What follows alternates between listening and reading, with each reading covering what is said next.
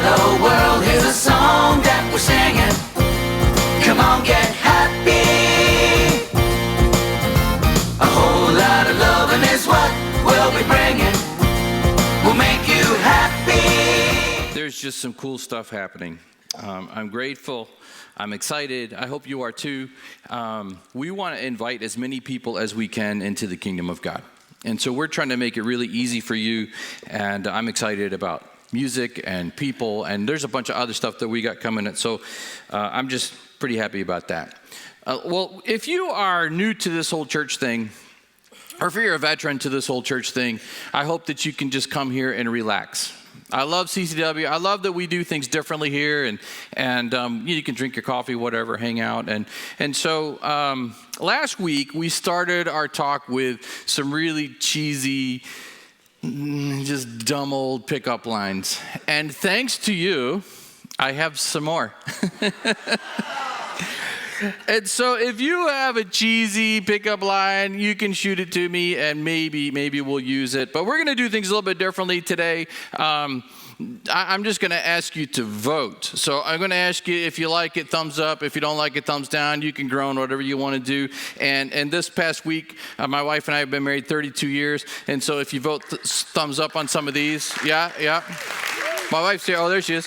Hey, how you doing? Anyway, if you give me thumbs up, I might try these a little bit later on my wife. Just throwing it out there. So you ready? You ready to groan through this? Yeah. Okay, so the first one's a picture up on the screen. If you received this card, would it be a thumbs up or thumbs down for you? You're the Obi-Wan for me. Thumbs up, thumbs down.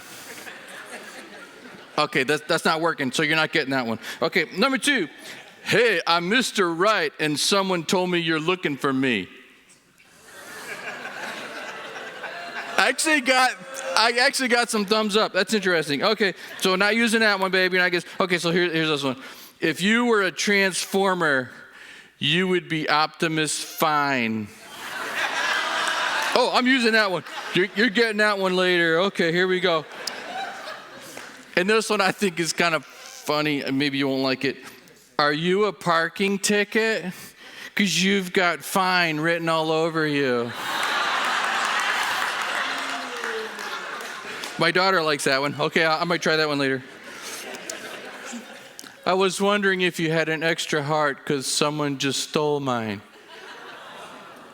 Okay, no, that's not working. Okay, no. Okay, so you ready for this one? Can I follow you where you're going right now? Because my parents always told me to follow my dreams.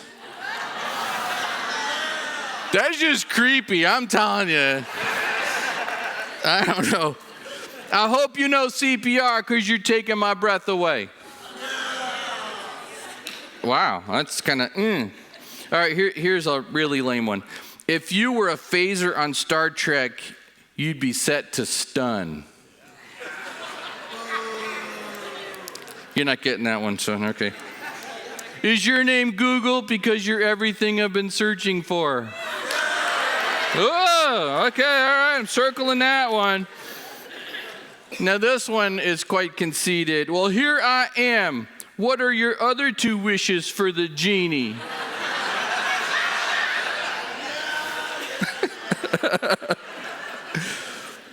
All right, aside from being drop dead gorgeous, what do you do for a living? Oh, the girls are like, yeah, okay, all right, okay. Number 12, this is pitiful. Number 12, you want a raisin? No? How about a date then? That's pitiful. I'm crossing that one out myself. This one, maybe.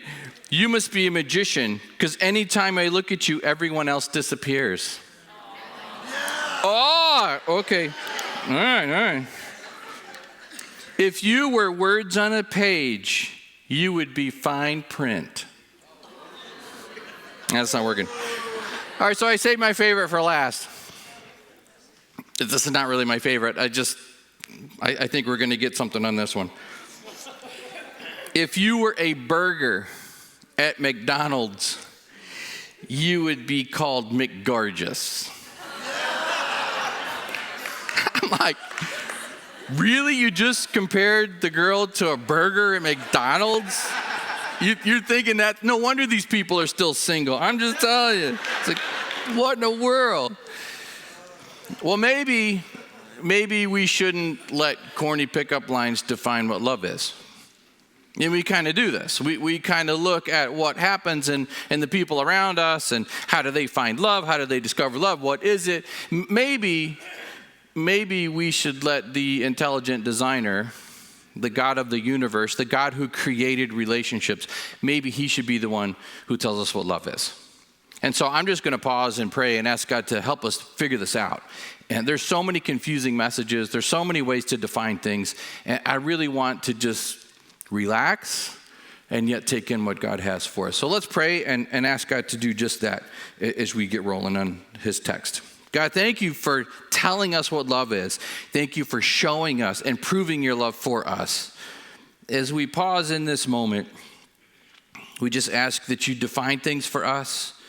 You help us strip away all the things that kind of get foggy and cloudy and how we kind of can spin and get in our own way sometimes.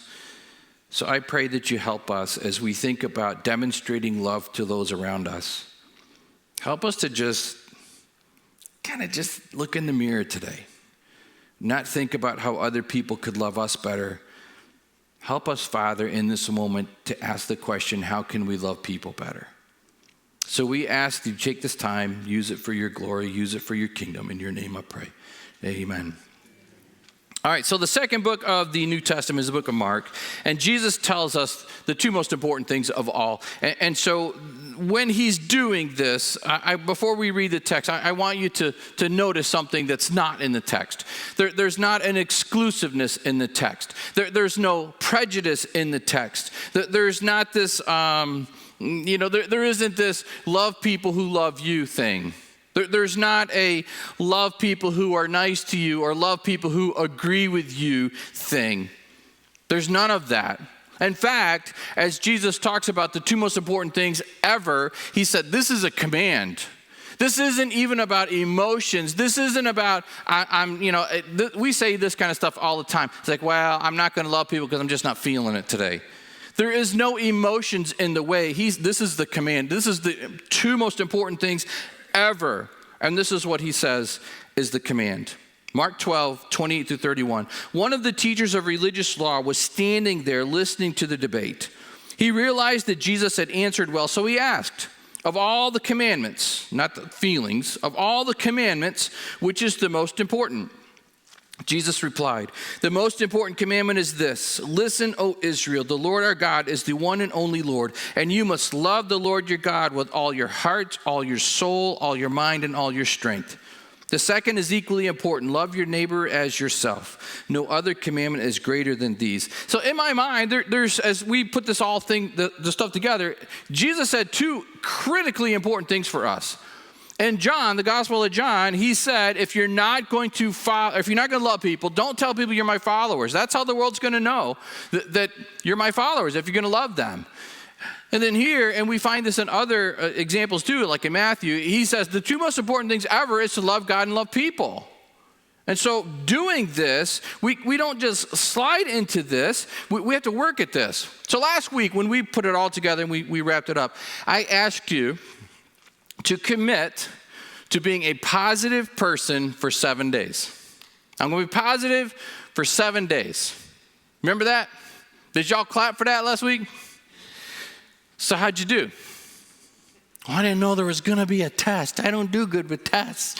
How'd you do? This is what I think happened. I think it's really, really easy for us. Yep, I'm going to be a positive person for the next 7 days. And then all of a sudden, things started happening, and we discovered it was a lot harder to be positive than to just clap, to do this.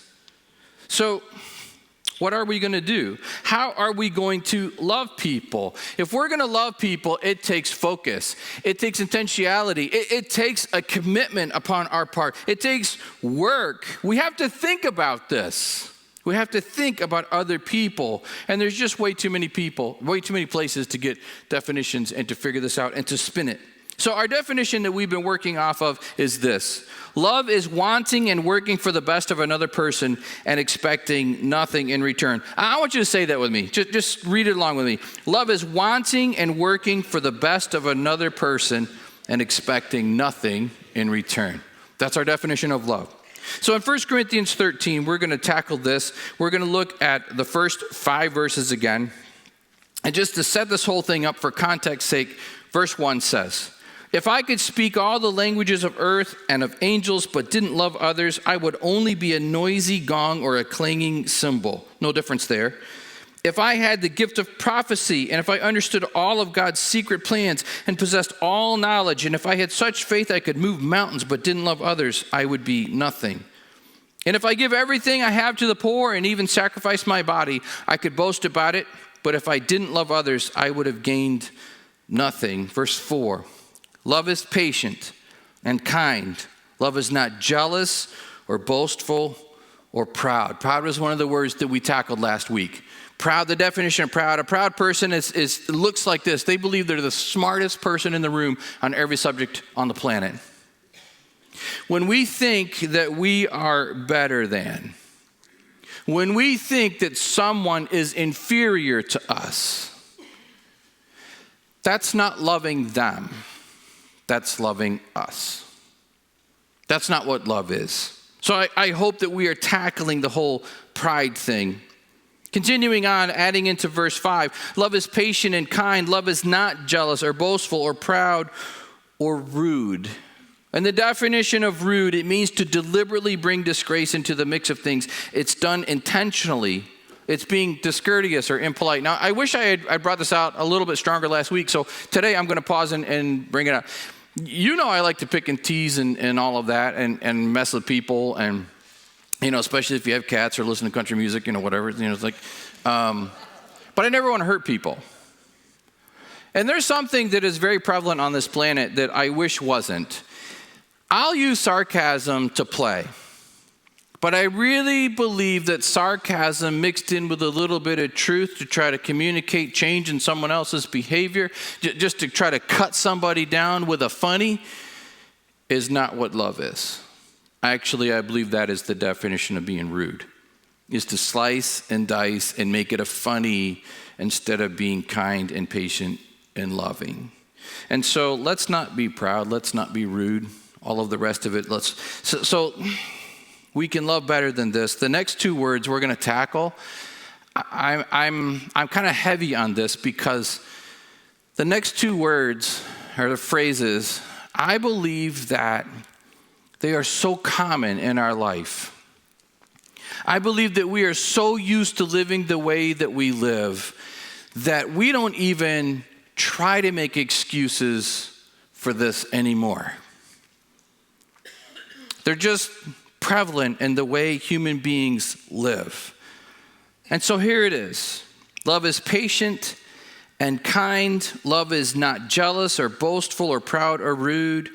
And here's the next phrase. It does not demand its own way.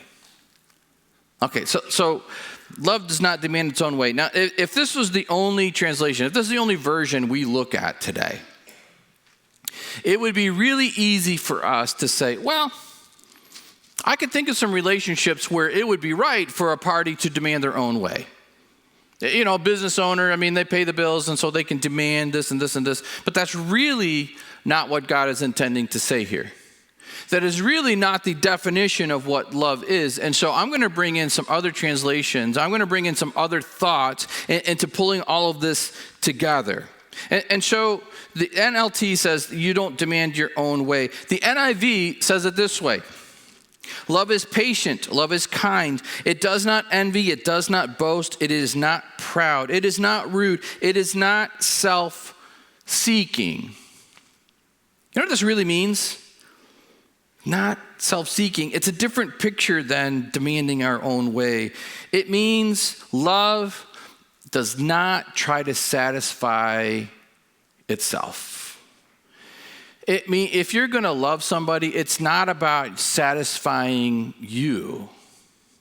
If we make it really personal, we would say it this way: love is not trying to satisfy myself. Would you say that with me, CCW? Love is not trying to satisfy myself. Love is others focused, not me focused. And that is the whole idea of this text. As we keep going through this, I want to go farther. NLT says love does not demand its own way. NIV says love is not self-seeking. Now I want to go really simple. I want to use the International Children's Bible. I'm going to go, I'm a simple guy, so I'm like, what is God really trying to say? This is what the ICB says. Love is patient and kind. Love is not jealous. It does not brag. It is not proud. It is not rude. It is not selfish. We were born this way. I think one of the first words kids say, I know everyone says, they said mama first. I mean, you know what I think one of the first words kids learn to say? Mine. You know the most popular toy in the house? You know what the most popular toy is in the house? The one the other kid is playing with. That's mine. Selfish. Don't be selfish. One more, the Message paraphrase says it this way: love never gives up. Love cares more for others than for self. Love doesn't want what it doesn't have. Love doesn't strut, doesn't have a swelled head, doesn't force itself on others, isn't always me first. Being selfish isn't love. Me first isn't love. I have a funny illustration of this, and I did ask my daughter Naomi if permission to share this with you.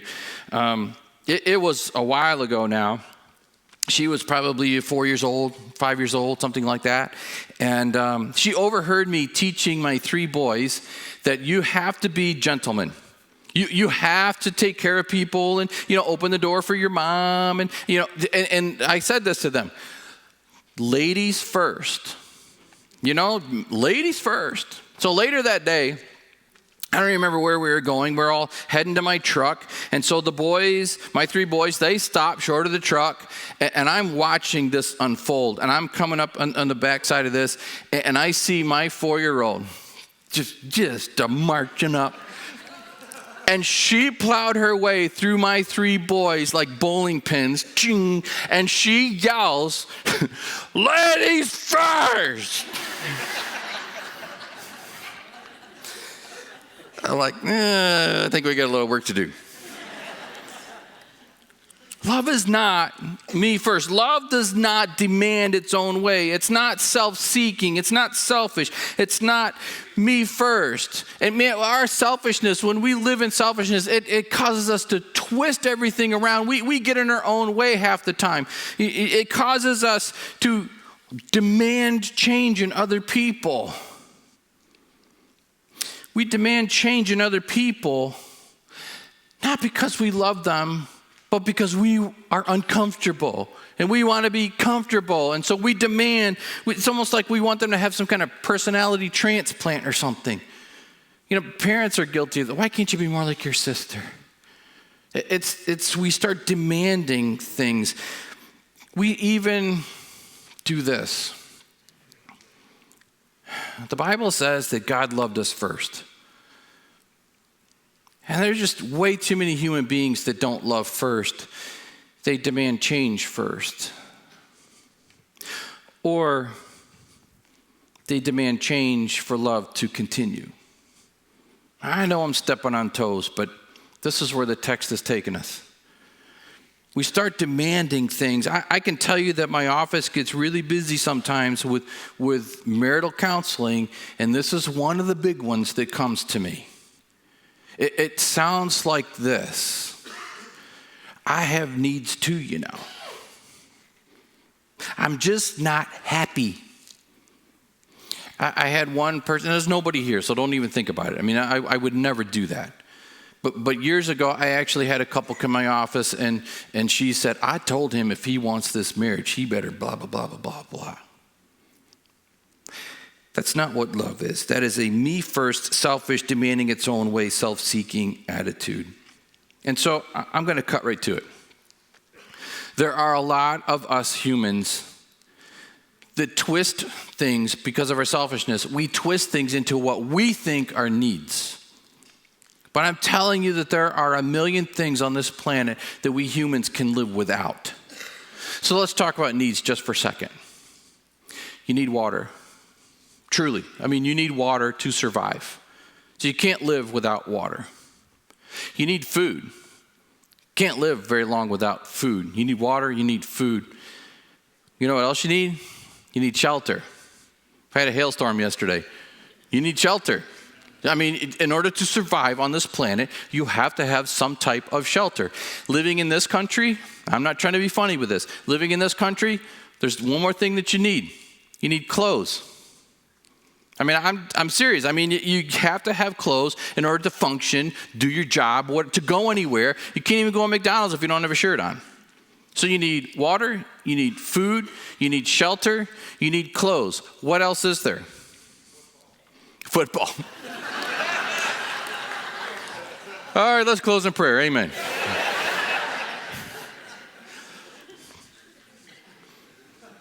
I'm just going to put it out there. I mean, there's a lot of people like, I can't live without sex. Yes, you can. I can't live without my spouse or whatever completing me. That's a Hollywood movie. He completes me. Shut up. That's not true. God completes us. There's so many things that we twist that these are my needs. Really? You need food, you need water, you need shelter, you need clothes. That's what you need. I would say you need God above all of it. But to be brutally honest, we get into this me first, this selfish, this demanding my own. So I don't normally do this, but I'm going to give you about 5 quotes this morning. I don't generally like to read a bunch of stuff to you, but preparing for this talk, I did some study, and I want to share with you some research from Andrew Christensen. He is a PhD title doctor from UCLA. He has done countless hours of research on relationships. He's done a ton of books that he's written. One of the books that he wrote was called Reconcilable Differences. Instead of how people split, it's like, no, we got to figure this out. So I'm going to give you 5 things that he said that I thought were really important just from studying for this talk this morning. So the first one he said is this: keys to a happier marriage include not demanding change from your spouse. I'm just going to be honest with you. The first 10 years of our marriage, we did 32 years this past week. We're at hospice with my dad, and we're strolling on our anniversary, and one of the nurses walked by, and my wife says, "Hey, it's our anniversary." And she goes, "Oh, how many?" And I'm like, "You tell me, you guess, how many?" She goes, "Oh, I don't want to do that." I said, 32 years I've been putting up with this woman. She goes, "Oh, there is no way. I know it's the opposite of that." And I'm like, "You don't even know me." But yeah, you're right. First 10 years of marriage, I was an idiot. I'm just going to tell you. When I do marriage counseling, when I marry somebody, I'm just going to tell you, I was an idiot. I thought I knew everything, telling her how to think, what to do. What in the world was I thinking? You know when my wife started to change? When I stopped trying to make her change. You know when I started to change? When she stopped trying to pressure me into changing? And I'm going to give you a key. Do you know what really helped our marriage? We started praying together every day. Every day. And all of a sudden, you connected the heart. You start praying about things that really matter to you. And you hear your spouse praying over whatever it is. And like, yeah, man, that's important. And man, we need, yeah, God. And just, I don't understand why couples don't pray together. I mean, I don't know if you do or you don't. I don't know. But I am telling you that this is something I treasure with Lisa in my time. And so we try to make sure that there's not a day goes by that we don't pray together. And just talking to God. So don't demand change. It's not going to help. Number 2, to love and marry someone, you must accept the essence of the other person. You must accept who he or she is. You can push for change at the periphery, but not at the core. Marriage is a package deal. I love this. You don't get a line item veto over the partner's personality where you can discard the traits you don't like. Man, we do that. Man, I don't like that. Man, you need to stop it. What about just accepting and loving them? That's who they are. Just love them. Number 3, we want people to admit that we are right and to make the changes that we think are necessary. I love this one, number 4. When people feel accepted, I hope you get this.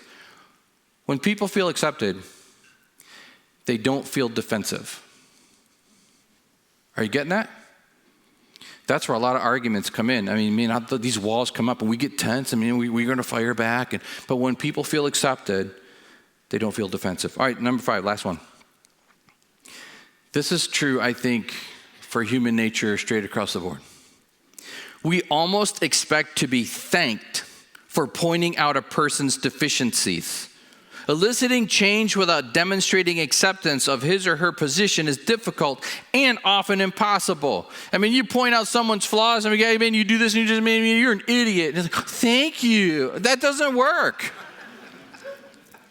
Pressure doesn't work on anybody. I mean, really.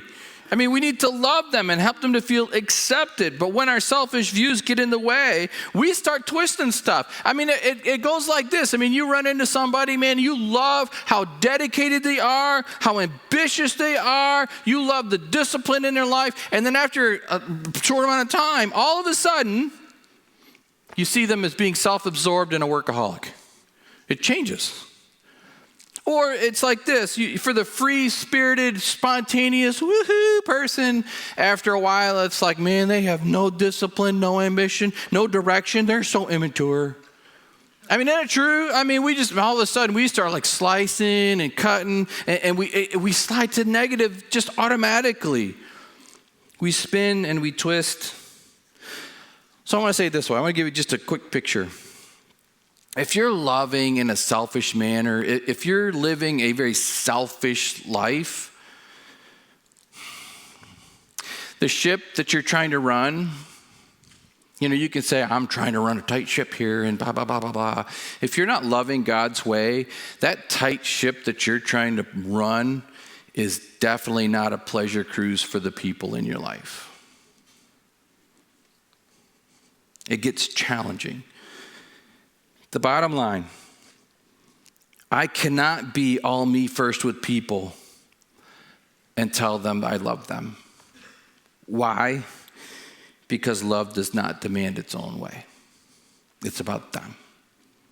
All right, let's go on. Next word. Love is patient and kind. Love is not jealous or boastful or proud or rude. It does not demand its own way. It is not irritable. I don't even want to talk about this one. I'm just irritated. That's being irritable. You slide right to it. I mean, this is the definition I've come up. Being irritable means to be easily annoyed, easily lose your patience, easily slide into anger. That's being irritable. I mean, it's just quick and it's fast. So I got a question for you. Who likes to be around a person like that? There's no hands in the air. The whole drama, it just drives me crazy. I'm like, it's just cranky. I don't. So then why do we slide into being cranky? If we don't like being around people like that, then why do we do this? It's crazy to me. This is what happens when you get irritable. This is what happens to the people around you. They may never tell you this, but I'm promising you, this is what happens. When you slide into being irritated, they don't know how to read you at that moment. They're confused. They can shrivel up and shrivel away from you. They just don't want to get into the drama of it all. They tend to walk on eggshells or pins and needles because they don't know what's going to set you off. So they just react. All of a sudden they get guarded and they pull back. You know an excuse that I often hear for people who are irritable? And full disclosure, I've used myself. 2 words. I'm tired. Really? I'm sorry, but being tired is not an excuse for being irritable. And for some of us, probably the younger crowd, it almost like I have a life that's so connected to my phone that when my battery life drops below 20% and I get that red flash that says low battery, I just feel tired. I'm irritated by that, and I'm just kidding. In our house, we have purchased every member of our family Grinch pajama pants. Now, the big fuzzy things, whatever. I don't usually wear them a whole lot, but sometimes they pop out. And so every single person in my family has Grouch, the Grinch pajama pants. And I have affectionately nicknamed them Grouchy Pants. and I've used it. When one of my kids, not my wife because she's never like this, but when one of my kids comes out and they're cranky, I'm like, go back to your room and put on your grouchy pants. And it is just a very simple way, instead of me getting all up in their business and all up in their face and saying, knock it off, change your attitude, blah, blah, blah. It's like, hey, man, you're just being cranky. I don't even know if you realize. Half the time, we don't realize we're cranky. We're just sliding into, this is what I'm talking about. We don't even think about making excuses for being irritable. We're just irritated. I think the irritable people are kind of like this cat. There are two kinds of people in this world, and I don't like them. I'm thinking the cat probably was listening to too much country music. I don't know. Send your emails to Luke. He'll love it. There's something that's truly helped me in this realm. Because sometimes, I mean, I can, man, I'm a very passionate person. If I'm up, man, I'm passionate. If I'm down, I'm passionate. And so I can just respond quickly. There's something that's truly helped me in my life to help me get a little more like this with people. And I want to be like that. I mean, truly, that's one of my goals. I want to be calm. I want to be decent. Dr. Eggerichs wrote Love and Respect, and just phenomenal. It changed our marriage years and years ago, so I love this book, Love and Respect. And another one's 5 Love Languages by Dr. Chapman, but anyway, that's another talk.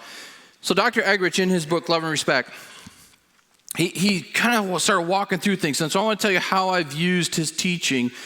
When I'm irritated by somebody, I ask 2 questions, one or the other, or both. The first question that I ask is this: are they an evil person? Seriously, I ask that. Are they an evil person? And the second question is this: did they intentionally try to do something evil against me? What was their, not what was their actions, what was their intention? And you know the answer to those 2 questions 99% of the time? No, they're not an evil person. No, they did not try to deliberately do something evil against me. It just happened. And so when I ask that question, and the answer, no, it just helps me to chill out and relax. I'm like, okay. And then I try to figure out, do I need to deal with this or just let it go? Life is short. Should I deal with it? Let it go. Let's let it. If you can let stuff go, man, that'll be a much better life. The second thing I do, I ask the question, and then the second thing is this: I pray for them. For the person who's irritated me, they're not evil. They didn't intend to do something evil. When I am praying the best for someone, it's really hard to stay upset. So I pray. God, help them to respond to you the way they need to. I don't know what's going on in their life. They probably don't even realize where this whole thing went. Just help them to have a good day. Just whatever. Just let it go. So I ask the questions, and then I pray.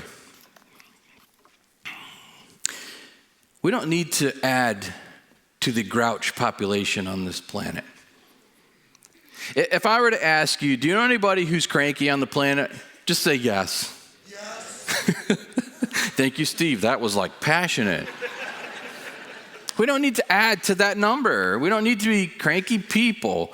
I have a kind of a funny, I hope you find it funny. I mean, it's about my dad. My dad's been in hospice for 3 weeks. And I don't remember what day it was this past week, but Lisa and I were there, and we're talking to him. And she said to me, she's like, I got to go to the grocery store. And I'm like, okay, cool, whatever. And my dad heard grocery store, and he said, could you get something for me? Of course, Lisa's like, sure, what do you want? I want a candy bar.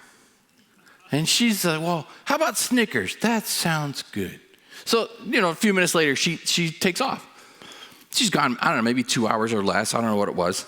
And so my dad's been sleeping a lot. And so he goes back to sleep, and then he's snoring, and then he wakes up. Where's my candy bar?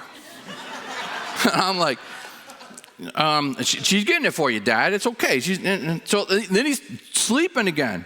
Then he wakes up. Where's your wife? I'm like, she's at the grocery store. Where's my candy bar? I'm like, It's coming. Okay, this is the funny one. He starts snoring again, and then all of a sudden the snores stop. Did not open his eyes, laying in the bed, and he goes, I didn't ask for patience, I just asked for a candy bar.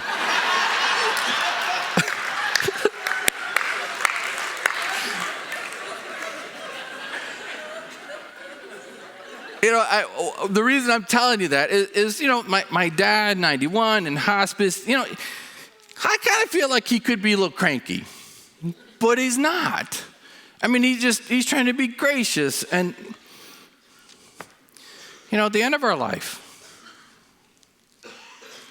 what do you want people to line up to thank you for?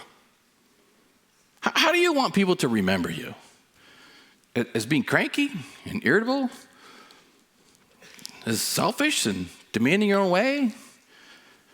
The funerals that I love to do, and when you do an open mic, you never know what people are going to say. I always love it when people stand up, and I don't get real excited about, they paid my college bill, or what I love is my grandma's door was always open to us. Every time we went, she had cookies for us, and man, did she love us. She prayed for us. How do you want to live your life? You can do what is normal on this planet and be selfish, and you can do what's normal and be irritable and just live like that. You can live like so many people on this planet that they think that this earth revolves around them instead of that yellow thing in the sky. You can live like that, but that's not what love is. We can't be, it's all about me.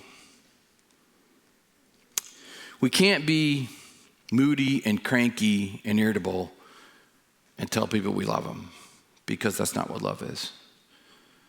Love is patient and it's kind. It's not about me. It's not about being irritable. So as I wrap this up, I want to tell you something that God's been challenging me on over the years, and you may think it's really silly, and I'm almost embarrassed to tell you, but I'm going to tell you anyway. It's God's been challenging me on how I come home from work. It's like, really? I come home from work, but for years and years and years, I would come home from work and I would say something like this. I would come in the door and say, hey, everybody, I'm home. You think, man, what's the big deal about that? What's the subject of that statement?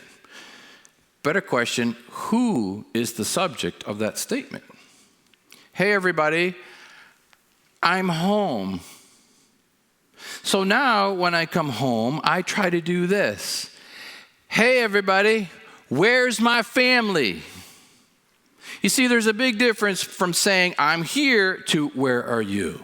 It's a focus thing. It's this, and I have not mastered this, but I am trying to just think, how do I demonstrate love? How can I just get out of this selfish, me first, demanding my own way? It's all about me and my comfort. How do I change this? It's so easy to just say it, but to do it is a big difference. So I want you to imagine two things as we wrap this up this morning. Just two things, just very simple, based on the text that we've walked through. I want you to imagine how much better we could love, how much better the lives of those around us would be if we stopped doing life with a me-first mentality. How much better would we love? How much better would their lives be? How much could we benefit somebody else if we stopped living a me-first mentality life?